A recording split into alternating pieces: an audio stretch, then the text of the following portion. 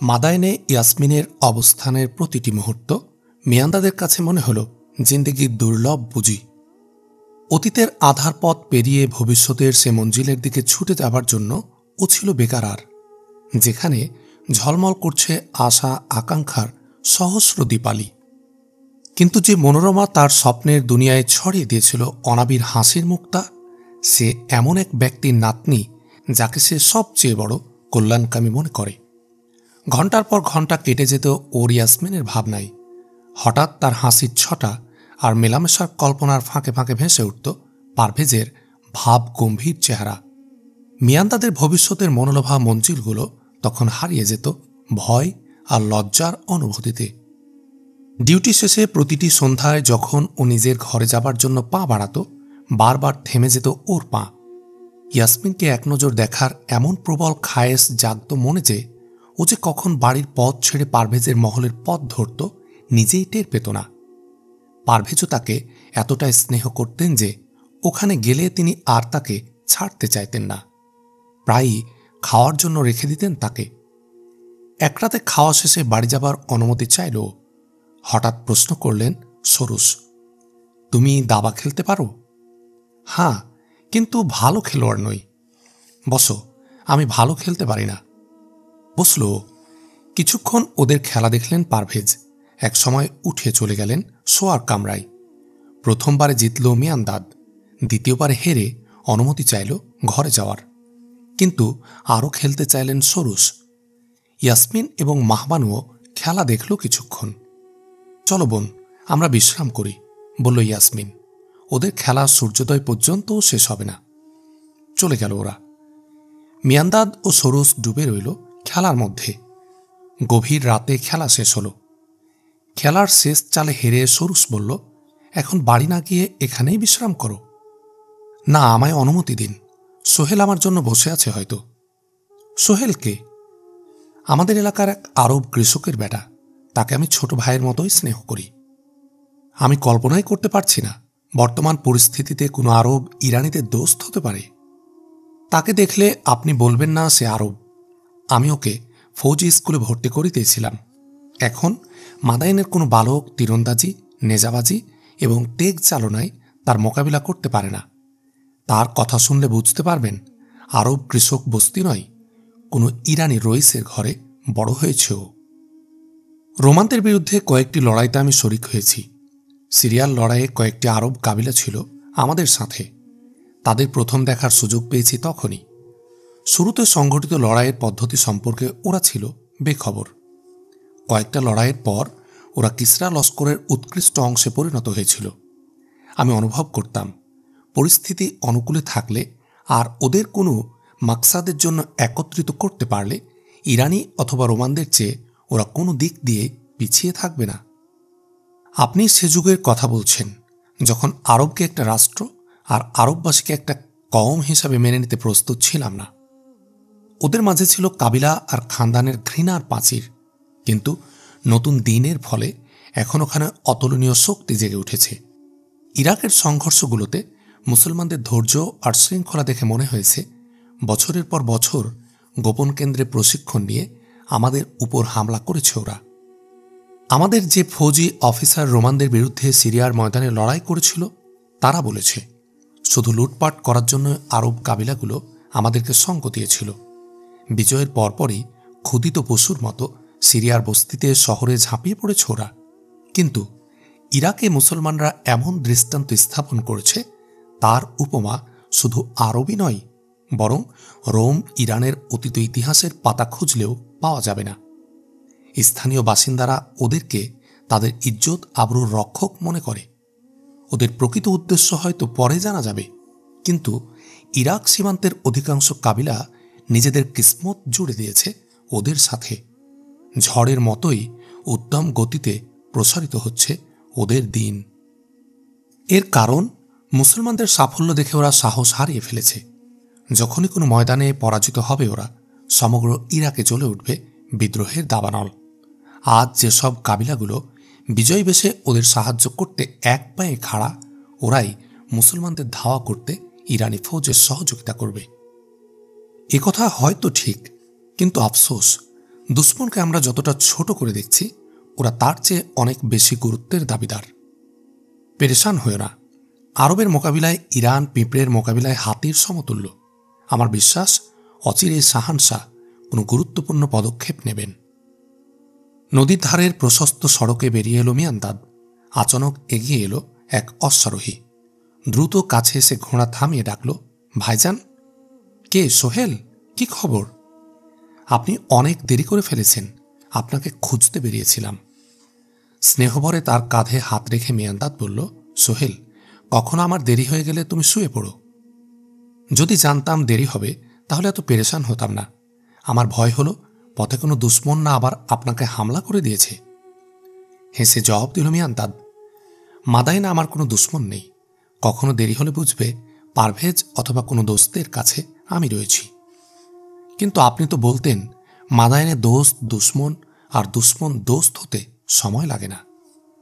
হয়তো কোনো শাহজাদা অথবা বাদশাহ দোস্তের ব্যাপারে কথা বলেছি। আমি তো এক মামুলি সিপাই। এবার চলো, আপনি ঘোড়ায় সাওয়ার হন, আমি আপনার পেছনে আসছি। না, আমি হেঁটেই যেতে চাই। আমিও আপনার সাথে যাব। সোহেল ঘোড়ার লাগাম ধরে অনুসরণ করল মিয়ান্দাদের। ভাইজান, আপা কয়দিন পারভেজের ওখানে থাকবেন? 4 দিন পর দেশে ফিরে যাবে মেহমান।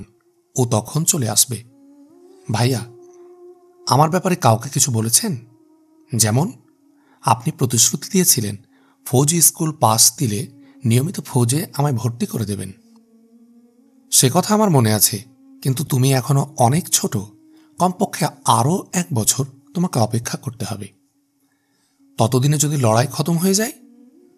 লড়াই খতম হলেও ফৌজে বুদ্ধিমান জওয়ানদের প্রয়োজন খতম হবে না। কিন্তু স্কুলে যে আমার কোনো কাজ নেই। ওস্তাদজি বলেছেন এখন আমার ময়দানি অভিজ্ঞতা দরকার। আমার চেয়ে ছোট এবং কমজোর বালকেরা, যাদেরকে প্রতিটি মোকাবিলায় আমি পরাজিত করেছি, ফৌজে ভর্তি হয়েছে। হয়তো বয়সে তোমার চেয়ে বড়। সোহেল, লড়াই ভালো জিনিস নয়।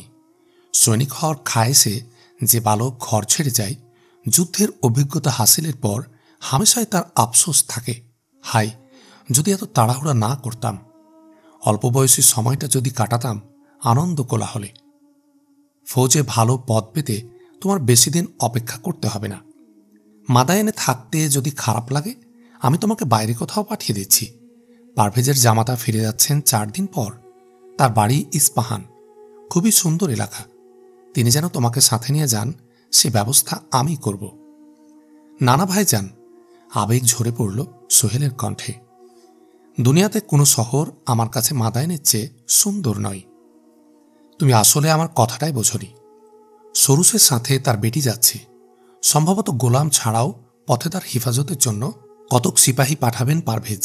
আমি তাদের বলবো তুমি এক উৎকৃষ্ট সিপাহী হিসাবে দায়িত্ব পালন করতে পারবে। ভাইজান হৃদয়ের স্পন্দনকে সংযত করে বলল, আমি খুব ছোট, আমাকে দেখে তো কথা বলবে না ওরা? না, আমি যখন বলবো তুমি হুঁশিয়ার, বাহাদুর এবং বিশ্বস্ত নওজোয়ান, তোমার বয়স সম্পর্কে কিছুই জিজ্ঞেস করবে না ওরা। সোহেল প্রশ্ন করল, কাল আপনি ওখানে যাচ্ছেন? হ্যাঁ, প্রতিদিন ওখানে যাই আমি। আমাকে সাথে নিয়ে যাওয়ার কথা ওদের বলতে ভুলে যাবেন না তো? না, তুমি নিশ্চিন্ত থাকো যে ওরা তোমাকে সাথে নিয়ে যাচ্ছে। নীরবে কিছুক্ষণ পথ চলল ওরা। ভাইজান, এখান থেকে ইস্পাহান কত দূরে? অনেক দূরে। তোমাদেরকে বেশ কয়েকদিন সফর করতে হবে। ইস্পাহানের পথে চোর ডাকাত নিশ্চয় আছে। সব পথেই চোর ডাকাত থাকে। কয়েকটা অতিরিক্ত তুনিরও সাথে নেব আমি। কেন? ডাকাতদের জন্য। সরুসের মতো ব্যক্তিকে হামলা করবে না ডাকাতরা? এমনও তো হতে পারে এলাকার কোনো সামন্ত প্রভু অথবা কোনো শহরের হাকিম তার দুশ্মন, আর সে। বিরক্তি ভরে মাঝখানে কথা কেটে মিয়ান্দাদ বলল, সরুস শুধু পারভেজের জামাতাই নয়, বরং এলাকার খুব বড় নেতা। 1000 সিপাই তার জন্য জীবন দিতে সব সময় প্রস্তুত থাকে। পথে এ বিষয়ে আর কিছু বলার সাহস হল না সোহেলের। তার ভয় হচ্ছিল যদি ইস্পাহানের দীর্ঘ পথে সৈনিক সুলভ যোগ্যতা প্রদর্শনের মৌকা না পায়। পরদিন সূর্য ডুবে যাচ্ছে। পারভেজের মহলে পৌঁছল মিয়ান্দাদ। দেউড়ি পেরিয়ে পাইন বাগানে প্রবেশ করল। আচানক জয়তুন বৃক্ষের আড়াল থেকে বেরিয়ে এলো ইয়াসমিন। থেমে গেল। হতচকিত হয়ে চাইতে লাগলো এদিক ওদিক। মৃদু হাসির ঢেউ তুলে এগিয়ে এলো ইয়াসমিন। হঠাৎ দৃষ্টি নত হয়ে এলো তার।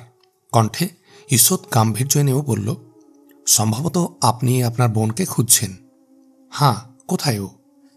নীলুফারের সাথে ঝর্ণার ধারে বসে আছে ও। ডেকে দেব?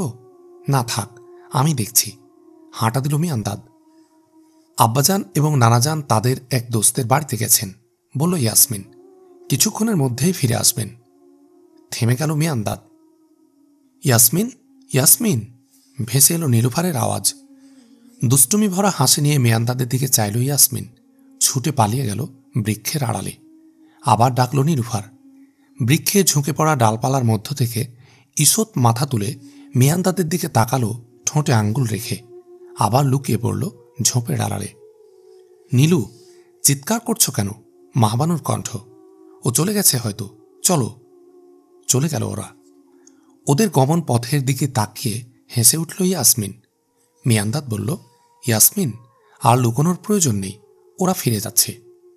থেমে গেল ওর হাসি। সামান্য নীরব থেকে মিয়ান্দাদ ডাকল, ইয়াসমিন। কিন্তু জবাব এলো না। নুয়ে থাকা দুপাশের ডালপালার ফাঁকে ফাঁকে এগোলো মিয়ান্দাদ।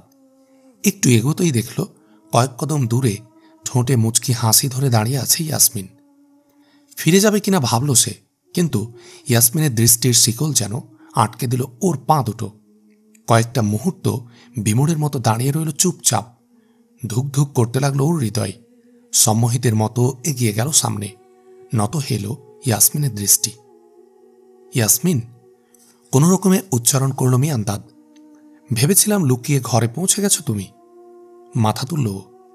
প্রেমের মধুর আবেশে সংকুচিত হয়ে এলো ওদের দুনিয়া।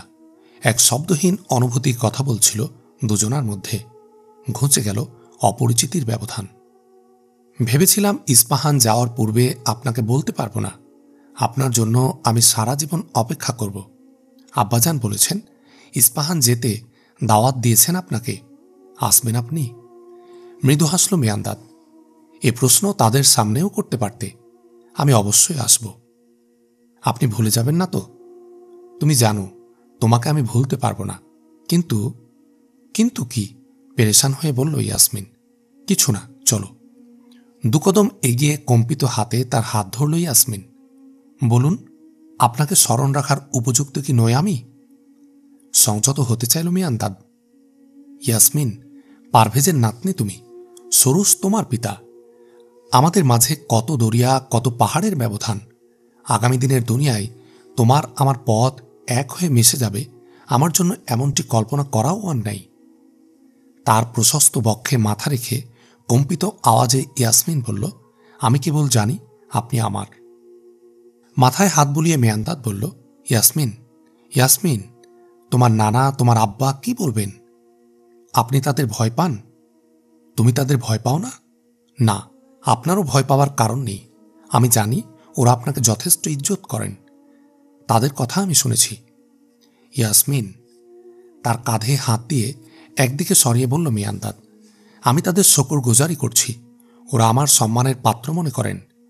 ধরে নাও হঠাৎ ওরা এখানে এসে আমাদের কথাবার্তা শুনলে কি ভাববেন?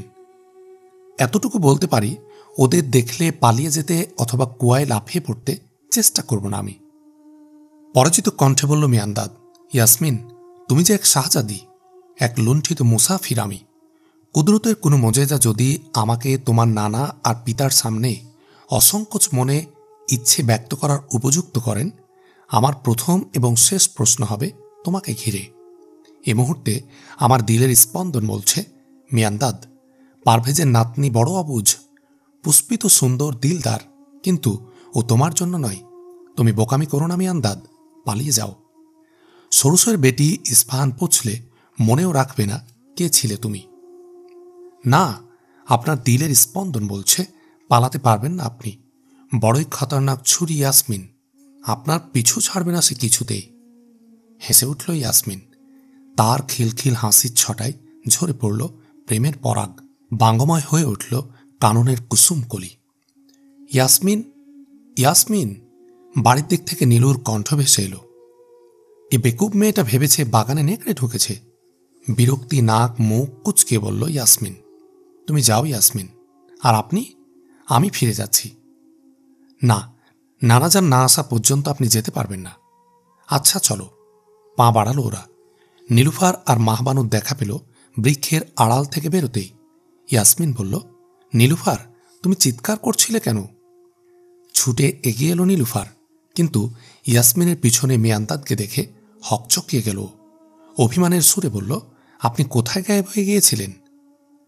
নদীতে ঝাঁপ দিতে গিয়েছিলাম, হাসতে হাসতে জবাব দিল ইয়াসমিন। রাস্তা থেকে ও আমায় ধরে এনেছে। নীলুফারকে পেরেশান করো না, এগিয়ে বলল মাহবানু। ঘরের প্রতিটি কামরায় তোমাকে খুঁজেছে ও। নীলু, সত্যি তুমি পেরেশান ছিলে?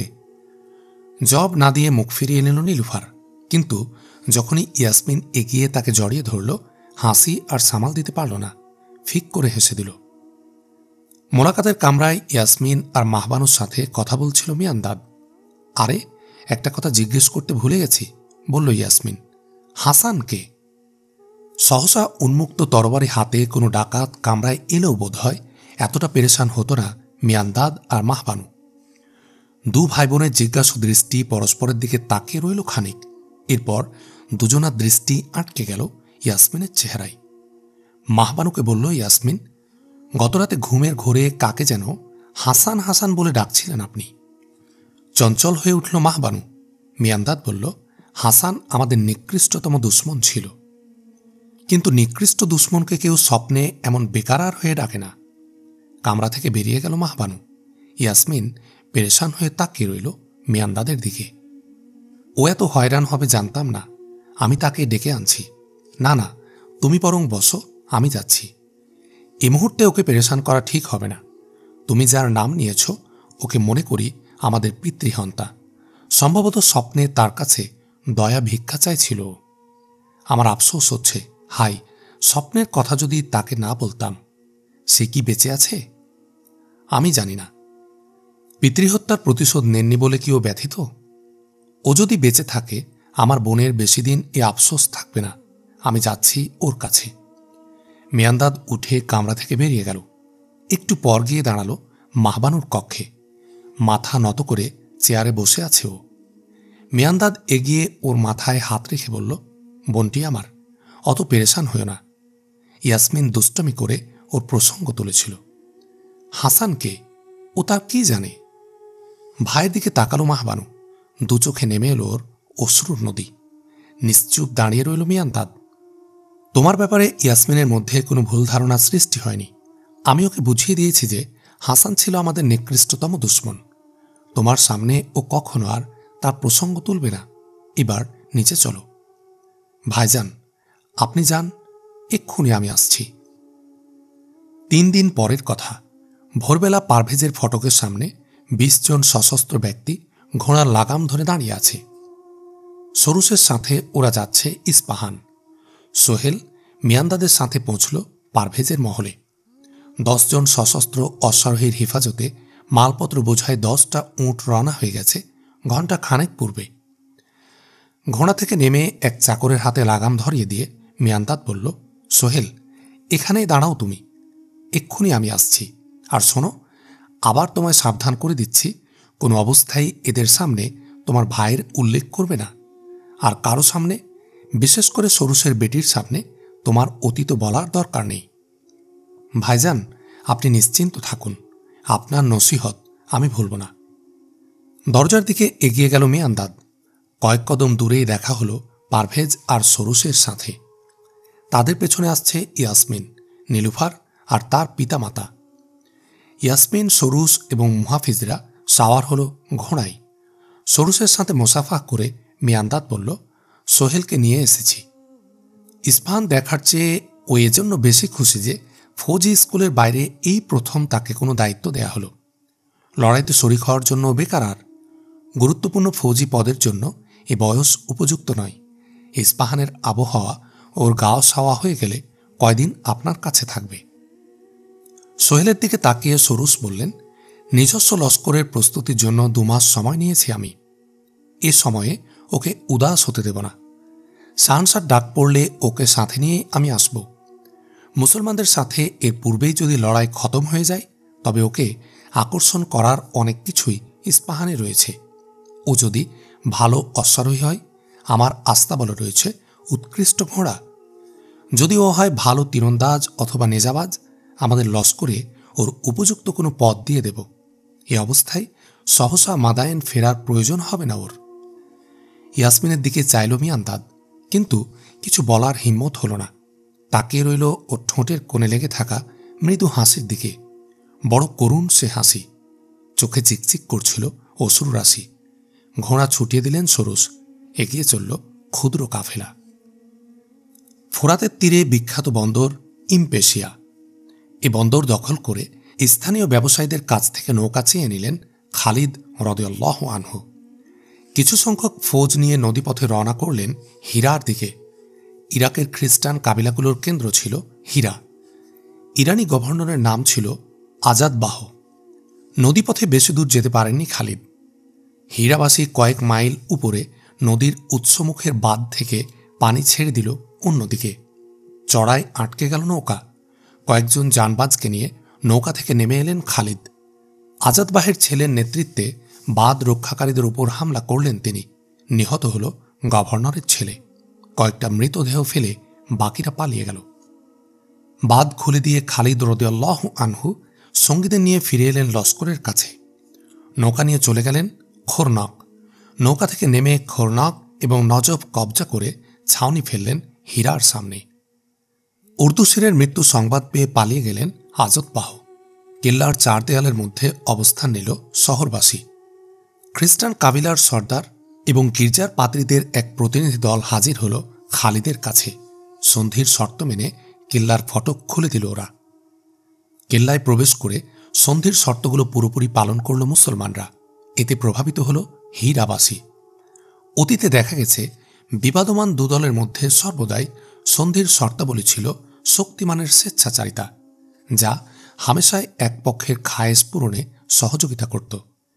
দুর্বল ও নিঃস্বকে বঞ্চিত করা হতো দৈহিক এবং আত্মিক স্বাধীনতা থেকে। মানবাধিকারের চুক্তির শব্দগুলো বিজয়ী দল মুছে দিত তরবারির জোরে।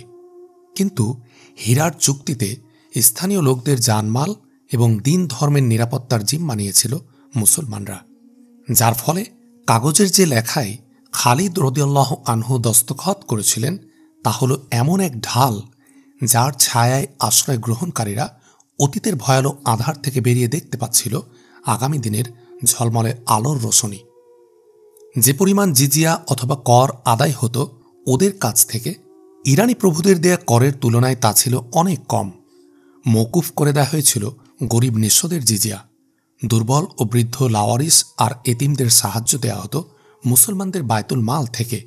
সাহায্য পেত অসহায় জিম্মিরাও। আইনের চোখে মুসলমান আর জিম্মিদের জানমাল আর ইজ্জতের দাম ছিল সমান। কোনো জিম্মি মুসলমানের হাতে নিহত হলে কিসাসের দায়িত্ব নিত সরকার। হুকুমতের কোনো দায়িত্বশীল জিম্মিদের সাথে কঠোর ব্যবহার করলে অযোগ্য মনে করা হতো তাকে। ইরানি শোষণের চাকার নিচে শত শত বছর ধরে পিষ্ট হওয়ার পর হীরাবাসী এই প্রথম অনুভব করল ওরাও মানুষ। মানুষের মতো বেঁচে থাকার অধিকার ওদেরও রয়েছে। মুসলমানদের আনুগত্য কবুল করে নিল ওরা। এলাকার ব্যবস্থাপনার জন্য আমির নিযুক্ত করলেন খালিদ রাদিয়াল্লাহু আনহু। বিভিন্ন স্থানে কায়েম করলেন ফৌজি চৌকি। হীরায় নিজের স্থলাভিষিক্ত করলেন কাকা বিন আমরকে। আম্মারা জমায়েত হওয়া ইরানি ফৌজের মোকাবিলার জন্য রওনা হলেন তিনি। আম্মারার মুহাফিজরা চরমভাবে বাধা দিয়েও হাতিয়ার ছেড়ে দিতে বাধ্য হল শেষ পর্যন্ত। খালিদ বিন ওয়ালিদ রাদিয়াল্লাহু আনহুর পরবর্তী মঞ্জিল ছিল আইনুত তামর। অধিকাংশ বসতি ছিল বনু তাকলুব, নমর এবং আয়াদের বেদুইন কাবিলাগুলোর। ফোরাত থেকে শুরু করে সিরিয়া পর্যন্ত ছড়িয়ে ছিল ওরা। অতীতে এসব যাযাবরদের চারণভূমি রোম ইরানের মাঝে সীমান্ত হিসাবে কাজ করত। হীরার লখমি এবং সিরিয়ার গাসসানি শাসকদের উৎপীড়নের যুগে কখনো এদের কখনো ওদের সহযোগী হতো এরা।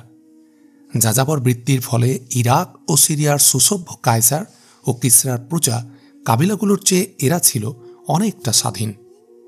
ইরাকে প্রবেশ করে আইনুত তামরে ইরানি লস্করের জমায়েত হওয়ার খবর পেলেন খালিদ বিন ওয়ালিদ। তিনি আরও জানলেন যাযাবর কাবিলাগুলোকে সাথে নিয়েছে মেহরান। এত দূরের ছাউনিতে ইরানি জঙ্গি প্রস্তুতির একটা মকসদই হতে পারে যে মুসলমানরা মাদাইনে রোখ করলে আইনুত্তামরে জমায়েত হওয়া ফৌজ দক্ষিণ পূর্ব দিকে এগিয়ে ওদের পেছনে পৌঁছে যাবে। দজলা ফোরাতের মাঝে কোথাও যখনই শুরু হবে চূড়ান্ত লড়াই, মুসলমানদের জন্য আরব থেকে রসদ আসার পথ রুদ্ধ করে দেবে ওরা। মুসলমানরা আয়নুত্তামরের রোখ করেছে। একদিন আচম্বিত এ খবর পেল মেহরান। শহর থেকে কয়েক মাইল দূরে খালিদের গতিরোধ করার হুকুম দিল সে বেদুইন কাবিলাগুলোকে। ইরানি লস্কর নিয়ে আয়নুত্তামরের কেল্লায় অবস্থান নিল সে। বেদুইনদের নেতা উকবা বিন আবি ওয়াক্কা। আরবরাই আরবদের সাথে লড়তে পারে এ দাবি নিয়ে ময়দানে এলো সে। শুরু হলো যুদ্ধ। উকবার অসংখ্য লস্করের অবস্থা হল সে ভেড়ার পালের মতো, যারা চারদিক থেকে নেকড়ের আওতায়। কিছুক্ষণের মধ্যে গ্রেপ্তার হল উকবা। ময়দান ছেড়ে পালিয়ে গেল তার সঙ্গীরা। বেদুইনদের পরাজিত করে কেল্লা অবরোধ করলেন খালিদ বিন ওয়ালিদ রাদিয়াল্লাহু আনহু। ইরানিরা কয়েকদিন অবরুদ্ধ থেকে ছেড়ে দিল হাতিয়ার। আইনুত্তামরের পরাজয়ের সংবাদের পর ইরানিদের জন্য গুরুত্বপূর্ণ খবর ছিল খালিদ বিন ওয়ালিদ আচানক এক অজানা মঞ্জিলের দিকে রওনা হয়ে গেছেন। সালতানাতের উচ্চপদস্থ উমরা এবং বড় বড় ফৌজি অফিসারদের মুখে একটাই সওয়াল, কোথায় গেলেন তিনি? খালিদের নেতৃত্বে আয়নুত্তামর থেকে বেরিয়ে যাওয়া লস্করের রোখ ছিল দক্ষিণে, কিন্তু দক্ষিণে কিসরার কোনো বড় শহর অথবা কেল্লা তো দূরের কথা, এমন কোনো বস্তিও ছিল না যা কবজা করার খায়েশ খালিদের মতো সেনাপতিকে আকর্ষণ করতে পারে। ভয়ঙ্কর মরু বিয়াবন ছাড়া কিছুই ছিল না ওখানে। ইরানের কাছে খালিদ শুধু একজন দৃঢ়চেতা সিপাহ সালারি ছিলেন না, বরং তিনি ছিলেন সে মিল্লাতের মুখপাত্র। আমির ফকিরের জগতে তিনি ন্যায়, ইনসাফ আর সাম্যের নিশান উড়িয়ে দিয়েছিলেন। এজন্যই আইনুত্তামর থেকে তার আকস্মিক অন্তর্ধানে গরিবের ঝুপড়ি থেকে কিসরার প্রাসাদ পর্যন্ত আলোচনার বিষয় ছিল একটাই, দক্ষিণে খালিদের এ অভিযানের লক্ষ্য কি? ইরানের সাথে লড়াই করার সংকল্প ছেড়ে তিনি কি ফিরে গেছেন? এ কি কোনো জঙ্গি চাল? ইরানের জেনারেলদের যা বোধগম্য নয়? মাদাইনের মতো মদিনায়ও কি কোনো অভ্যুত্থান হয়েছে যাতে ফিরে যেতে বাধ্য হয়েছেন তিনি? ইসলামী লস্করের তৎপরতা অবহিত করার দায়িত্বে নিয়োজিত ইরানি গোয়েন্দাদের শেষ সংবাদ ছিল, সিরিয়ার বিস্তীর্ণ মরুপ্রান্তরের ভয়ঙ্কর বিশালতায় আমরা খালিদের লস্করের গতির সাথে তাল রাখতে পারিনি। অজানা মঞ্জিলের দিকে খালিদের পাড়ি জমানোতে মাদাইনবাসী যেমন ছিল খুশি, তেমনই পেরেশান। কয়দিন পরই ওরা খবর পেল আইনুত্তামর থেকে ৩০০ মাইল দূরে দোমাতুল জন্দালে হামলা করেছে খালিদ বিন ওয়ালিদ। সিরিয়ার পথে সেসব মরুচারী বেদুইনদের বস্তি ছিল যারা গাসসানিদের অধীন হওয়ার ফলে রোমানদেরও সহযোগী ছিল। ওদের ভৌগোলিক এবং ফৌজি গুরুত্ব সম্পর্কে মুসলমানরা ছিলেন পুরো সচেতন। এজন্যই তাবুক অভিযানের সময় মহানবী সাল্লাল্লাহু আলাইহি ওয়াসাল্লাম দোমাতুল জন্দালে হামলা করার নির্দেশ দিয়েছিলেন খালিদ রাদিয়াল্লাহু আনহুকে। মাত্র ৫০০ জানবাজ নিয়ে ওখানকার খ্রিস্টান শাসক ওয়াকিদির বিন আব্দুল মালিককে গ্রেফতার করলেন তিনি। ওয়াকিদার মদিনায় পৌঁছে ইসলাম কবুল করল, ফিরে পেল হারানো সালতানাত। মহানবী সাল্লাল্লাহু আলাইহি ওয়াসাল্লামের ওফাতের পর ধর্মত্যাগীদের ফিতনা যখন মাথা চাড়া দিয়ে উঠল, ইসলাম ত্যাগ করল সে। লড়াইয়ের প্রস্তুতি নিতে লাগল মুসলমানদের বিরুদ্ধে। হজরত সিদ্দিকে আকবর যখন ইরাকে পাঠালেন খালিদ রাদিয়াল্লাহু আনহুকে, আয়াজ বিন গনামকে পাঠালেন দোমাতুল জন্দালে। রোম, ইরান ইসলামী সালতানাতের বিরুদ্ধে ঐক্যবদ্ধ হয়ে উত্তর আরবে এগিয়ে আসার সম্ভাবনাকে নির্মূল করাই ছিল এর উদ্দেশ্য। আকস্মিক বিপদের কোনো সম্ভাবনা না থাকলেও হীরা থেকে আইনুত্তামর হয়ে দোমাতুল জন্দালের মাঝে ছড়িয়ে থাকা খ্রিস্টান বেদুইন কাবিলাগুলো মুসলমানদের বিরুদ্ধে এক হতে পারত যে কোনো সময়। এই অবস্থায় উত্তরের আলজেরিয়ার খ্রিস্টানদের পক্ষ থেকেও বড় রকমের বিপদের সম্ভাবনা ছিল। এ সম্ভাবনা নির্মূল করাই ছিল দোমাতুল জন্দালে আয়াজ বিন গনামের আক্রমণের লক্ষ্য। কিন্তু ওখানে পৌঁছে কেল্লা অবরোধ করতে যাযাবর কাবিলার এক বিশাল বাহিনী ওয়াকিদরের সাহায্যে ছুটে এলো ময়দানে। কয়েক মাস ধরে কেল্লা অবরোধ করে রাখলেন আয়াজ, কিন্তু বেদুইন লস্করের কারণে রসদ আসার পথ বন্ধ হয়ে গেল তার। কেল্লার বাইরে বেদুইনদের হামলা করলে বেরিয়ে আসত কেল্লার ভেতরের ফৌজ, আবার কেল্লার দিকে ফিরলে বাইরের ফৌজ পৌঁছে যেত পেছনে। কেল্লার অবরোধ ছেড়ে আয়াজ বিন গানম বেদুইনদের বেষ্টনী থেকে বেরিয়ে আসতে পারতেন, কিন্তু এতে হেজাজ পর্যন্ত মরু আরবের গোটা উত্তর এলাকায় নিরাপত্তাহীন হয়ে পড়ত। সনদের স্বল্পতা আর রসদের ঘাটতিতে দিনের পর দিন খারাপ হচ্ছিল মুসলমানদের অবস্থা। তবুও পিছু হটা সঠিক মনে করেননি তিনি। এ পরিস্থিতিতে দরবারে খিলাফাত থেকে দুমাতুল জন্দালে পৌঁছার হুকুম পেলেন খালিদ রাদিয়াল্লাহু আনহু। এর সাথে আয়াজের দূত পৌঁছল তার কাছে। সিরিয়ার মরু প্রান্তরের বিশালতা তার গতির সামনে সংকীর্ণ হয়ে এলো। একদিন প্রভাত রবির কিরণ দেখছিল কিল্লার বাইরে বেদুইন কাবিলাগুলোকে ছিন্ন ভিন্ন করে দিচ্ছে ইসলামের সিংহরা। যে কেল্লার অবরোধ করে বছর খানেক ধরে মোকাবিলা করেছিলেন আয়াজ বিন গানম, দুমাতুল জন্দালের সে বিজয় হল দিনের তৃতীয় প্রহরে। মাসখানেক দুমাতুল জন্দাল অবস্থান করলেন খালিদ বিন ওয়ালিদ রাদিয়াল্লাহু আনহু। একদিন তিনি সংবাদ পেলেন আয়নুত তামরের পরাজিত কাবিলাগুলো হাসিদে জমা হচ্ছে। ওখানে পৌঁছেছে ইরানি ফৌজও। মার্চ করে তিনি পৌঁছলেন আয়নুত তামর। কাকা বিন আমরের নেতৃত্বে এক লস্কর রওনা করিয়ে দিলেন হাসিদের দিকে। কাকা ইরানি এবং আরব কাবিলাগুলো পরাজিত করে কবজা করলেন হাসিদ। ইরাকি শহর খানাফেসে আশ্রয় নেওয়ার চেষ্টা করল পরাজিত দুশ্মন ফৌজ, কিন্তু কাকার আগমনের সংবাদ পেয়ে পালিয়ে গেল ওরা। ইরানি আর তাদের আরব বন্ধুরা ফাসিহতে অবস্থানের চেষ্টা করল, কিন্তু সফল হল না তারা। বাকি লস্কর নিয়ে খালিদ রাদিয়াল্লাহু আনহু উত্তর পশ্চিম দিকে রওনা করলেন। ফোরাতের তীর ধরে পৌঁছলেন ফিরাজে। ফোরাতের ওপারে পূর্ব দিকে ইরান এবং পশ্চিমে রোম সালতানাতের সীমান্তের চৌকিগুলো দেখত মুসলমানরা। এই চৌকিগুলোর মাঝে সিরিয়া ও ইরাকের সেসব কাবিলাগুলোর ছাউনি। অতীত পরাজয়ের আগুন যাদের বুকে জ্বলছিল দাউ দাউ করে। স্বল্প ফৌজ নিয়ে এত বড় লস্করের মোকাবিলা না করে পিছু হটে যাওয়াই ছিল পরিস্থিতির দাবি। কিন্তু আল্লাহর রসুল যাকে আল্লাহর তরবারি আখ্যা দিয়েছিলেন, সে বিজয় বীর। বিজয় অথবা শাহাদাত ছাড়া কোনো পথ দেখলেন না। নদীর পাড়ে ছাউনি ফেললেন তিনি। রোমান সিপাহসালার ইরানি চৌকির মুহাফিজদেরকে মুসলমানদের বিরুদ্ধে ঐক্যবদ্ধ হওয়ার আবেদন করলে নির্দ্বিধায় সবাই এক হয়ে গেল। এ ঐক্যের ফল হল খালিদ রাদিয়াল্লাহু আনহুর নাম শুনে যারা আঁতকে উঠত, ওরাও সিংহ বনে গেল। রোমান সিপাহসালার কয়েকদিন প্রস্তুতির পর খালিদ রাদিয়াল্লাহু আনহুকে পয়গাম পাঠালো, তোমরা নদী পেরিয়ে আসবে না আমরা আসব? তোমরা আমাদের দিকে এগিয়ে এসো। জবাব দিলেন খালিদ রাদিয়াল্লাহু আনহু। রোম, ইরান আর বেদুইনদের সম্মিলিত বাহিনী নৌকাযোগে নদী পেরোল। ইরানিদের মতো রোমান সিপাহসালারেরও ইচ্ছা ছিল লড়াইয়ের শুরুতে বেদুইন কাবিলাগুলো আগে ভাগে থাকুক। তাদের বিশাল ফৌজ শুধু বিজয়ে অংশ নিতে থাকবে ওদের পেছনে। সেনাপতি কাবিলার সর্দারদের বললেন, নিজ নিজ লস্কর নিয়ে আলাদাভাবে ময়দানে এসো তোমরা। প্রত্যেকের বাহাদুরি যেন দেখতে পারি আমরা। ভিন্ন ভিন্ন 3 দিক থেকে হামলা করল বেদুইনরা, কিন্তু মুসলমানদের তীরের আওতায় আসতেই থেমে গেল ওদের গতি। নিজ কাবিলার লোকদের বিপদের মুখে না ফেলে সর্দাররা অন্য কাবিলাকে ঠেলছিল সামনের দিকে। দুশ্মনের ডানে বামে হামলা করার নির্দেশ দিলেন খালিদ রাদিয়াল্লাহু আনহু। চোখের পলকে ছিন্ন ভিন্ন হয়ে গেল দুশ্মন সারি। কয়েকটা দল ভয়ে পেছনের রোমান এবং ইরানি ফৌজে গিয়ে মিশল।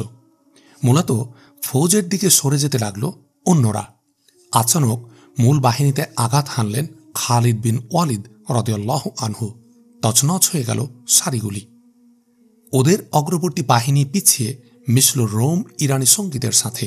ওদের পেছনে নদী, ডানে বাঁয়ে আর সামনে মুসলমানদের বেষ্টনী।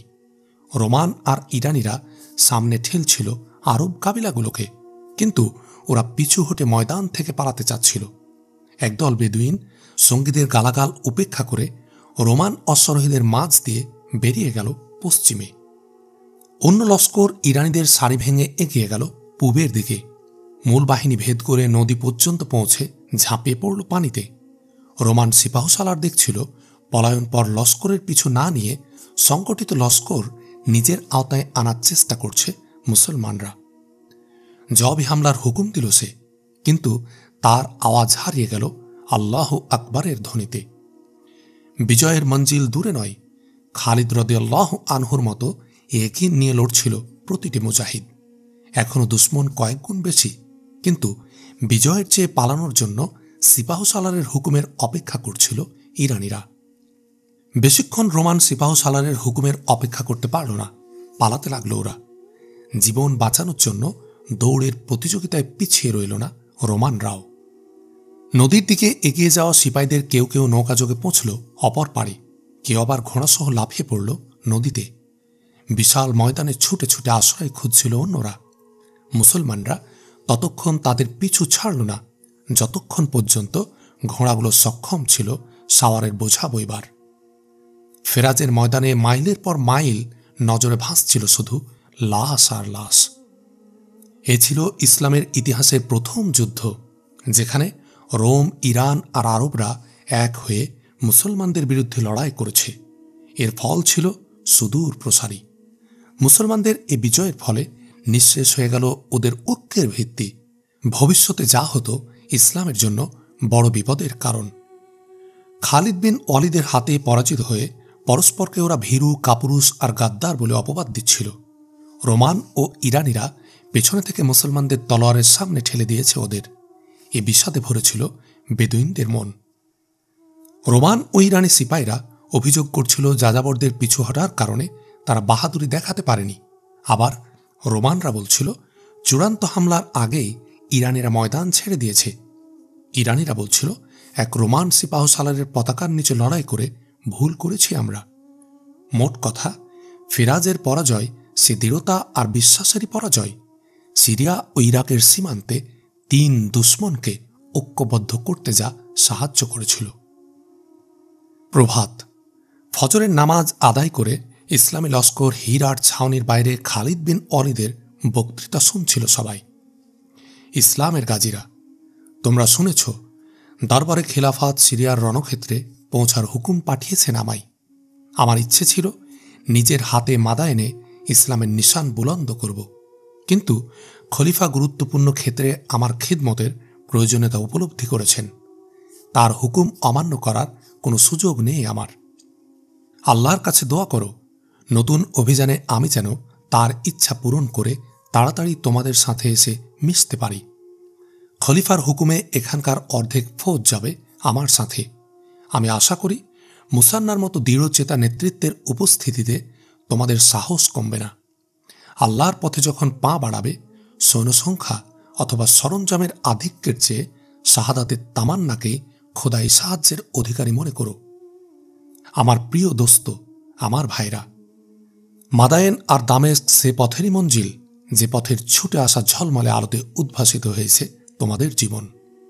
তোমাদের সৌভাগ্য যে পূর্ব পশ্চিমে জুলুম শোষণের বিশাল দুর্গ ধূলিসাৎ করার জন্য মহান আল্লাহ তোমাদের নির্বাচন করেছেন। হকের পথের চেয়ে সব মুসাফির তোমরা, যাদের পায়ের ছাপ আগামী দিনের আদম সন্তানদের জন্য হবে আলোকবর্তিকা। তোমরা সেই কাফেলা যাদের পথের ধুলায় আগামী দিনের পৃথিবী তালাশ করবে মানবতার মহিমা, ইনসানিয়াতের সৌরভ। দোয়া করি আল্লাহ তোমাদের সাহস ও হিম্মত বাড়িয়ে দিন।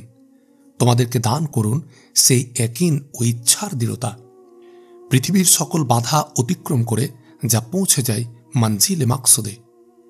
ভবিষ্যৎ বংশধরেরা যখন অতীতের দিকে তাকাবে, মানুষের সামনে মাথা উঁচু করে যেন একথা বলতে পারে যে আমাদের কাবিলার অমুক ব্যক্তি ওই সব শাহ সাওয়ারদের সঙ্গে ছিল যারা কাইজার ও কিসরার প্রাসাদে ইসলামের বিজয় পতাকা উড়িয়েছিলেন। সিরিয়া থেকে ফিরে এসে যখন শুনব যে কাফেলাকে ছেড়ে এসেছি ইরাকে, কয়েক মঞ্জিল এগিয়ে গেছে ওরা, এর চেয়ে খোশ কিসমত আমার আর কি হতে পারে। ইরানের ব্যাপারে খলিফা বেখবর নন। আমার ইয়াকিন রসদ পাঠাতে দেরি করবেন না তিনি। আল্লাহ তোমাদের সহায় হন, আমিন। 3 দিন পর এক নিশুতি রাত 9000 প্রশিক্ষণপ্রাপ্ত সিপাই বিদায় নিচ্ছিল সাথীদের কাছ থেকে। কয়েক ক্রোশ পর্যন্ত প্রাণপ্রিয় নেতাকে এগিয়ে দিলেন মুসান্না। হীরার শস্য শ্যামল এলাকা পেরিয়ে এ লস্কর যখন বিস্তীর্ণ মরুপ্রান্তরে প্রবেশ করল, ঘোড়া থেকে নেমে আলিঙ্গনাবদ্ধ হলেন 2 নেতা। মুসান্না বললেন, খালিদ রাদিয়াল্লাহু আনহু, আল্লাহ চাহে তো খুব তাড়াতাড়ি আমি ফিরে আসব। মুসান্নার চেহারায় ফুটে উঠল এক বেদনাবিধুর হাসি।